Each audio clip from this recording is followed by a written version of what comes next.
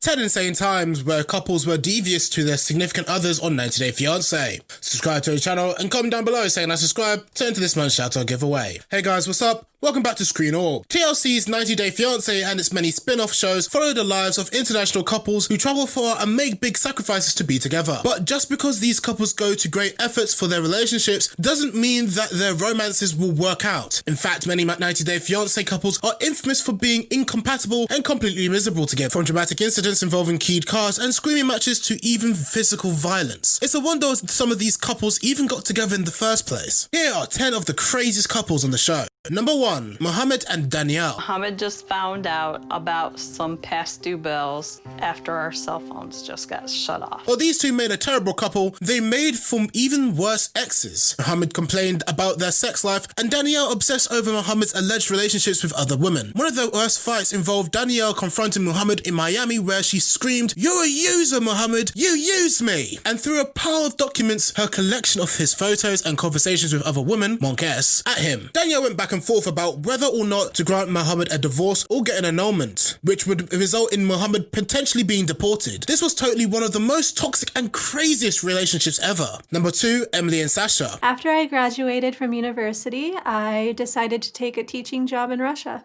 A fairly recent couple. What makes them so cringeworthy is the tension between Sasha and Emily's sister, Betsy. You see, Sasha has had children with 2 other men before meeting Emily, and with Emily, this is baby number 3. Emily will also be Sasha's 3rd wife, but Betsy is wary of a man who gets women pregnant before he marries them, seeing it as a pattern. Also, since Sasha is a total health nut, he even slightly body shames Betsy at times, as evidenced by the whole cereal incident. And while wedding dress shopping, Betsy even commented on how Emily's dress was right, but she wondered aloud whether Emily had the right groom. Ouch. Number 3, Mark and Nikki. Easily one of the most disastrous 90 days that still resulted in a wedding. Mark, 58, and Nikki, 19, had nothing but problems from the word go. The audience got an immediate taste of disaster when Mark brought his fiancée home from the Philippines to a home filled with framed pictures of him and his Filipino ex-wife in the bedroom, then tried to give Nikki his 21-year-old daughter's hand-me-downs. Mark rarely acknowledged that he was in the wrong, and the relationship nearly ended when he insisted that Nikki sign a prenuptial agreement so skewed that a lawyer advised her against it. The couple married but attempted to sue TLC after the season was filmed. Number 4. What makes Nicole and Azan be a part of this list is that one instance which is truly uncomfortable to watch. Azan admitted while sitting right next to Nicole that he was only about 55% attracted to her. Physically I'm attracted to Nicole, but it's not like, just like, for example, 55%.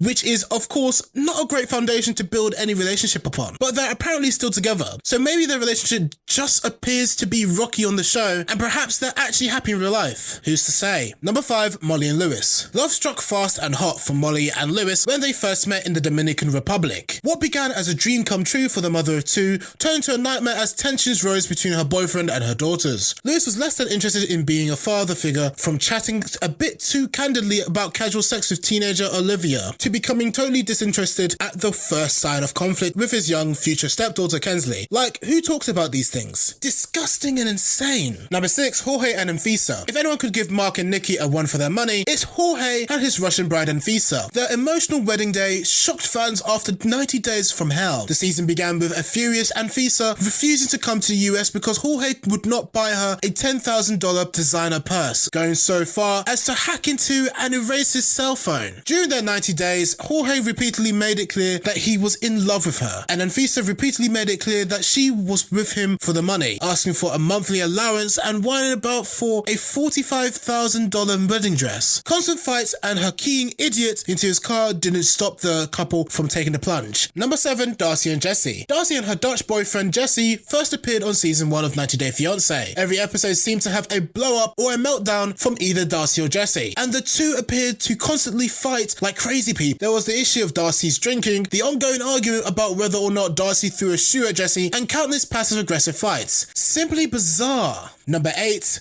Chantel and Pedro, a couple so reality TV that TLC even gave them their own spin-off show as they did with Honey Boo Boo. Chantel from Atlanta and Pedro from Santo Domingo were mostly crazy because of their families, especially Chantel's brother River, who even got into a fist fight with Pedro. And while the veneer of reality is often ridiculously slim when it comes to 90 Day Fiance, Pedro and Chantel's relationship seemed especially staged. It was as if the producers were purposely trying to steer the couple towards drama just to initiate a fight. What a crazy couple. Number 9, Angela and Michael. This is like Mark and Nikki part 2, but reversed. Angela from Georgia and Michael from Nigeria can't even seem to get their visa process off the ground, so they haven't even started their 90 days in America yet. What makes Michael and Angela so difficult to watch, though, is all the foreplay stuff. I don't know about you, but it's very uncomfortable for me to watch a 53-year-old grandmother licking body paint of a 31-year-old man. It sounds pretty crazy. Ew. Number 10, Kalani and Asuelu. Kalani, who hails from California, and Asuelu, who hails from Samoa, dressed up as Moana and Marui for Halloween, so they can't be all bad. They all considered the craziest couple on the show. Maybe it was Asuelu's comment that only slut people wear condoms, or perhaps it was his traditional dance at the airport that seemed to embarrass Kalani in the process, or maybe it was when Kalani yelled at Asuelu for taking the baby out the car seat and then got all huffy about it. This brings us to the end of our video. I hope you enjoyed it. Hit like if you did, and don't forget to subscribe to our channel so you don't miss out any of our videos in the future. Also watch the 2 videos that are on your screen because I'm sure you'll love them. With that, I'll see you in the next video.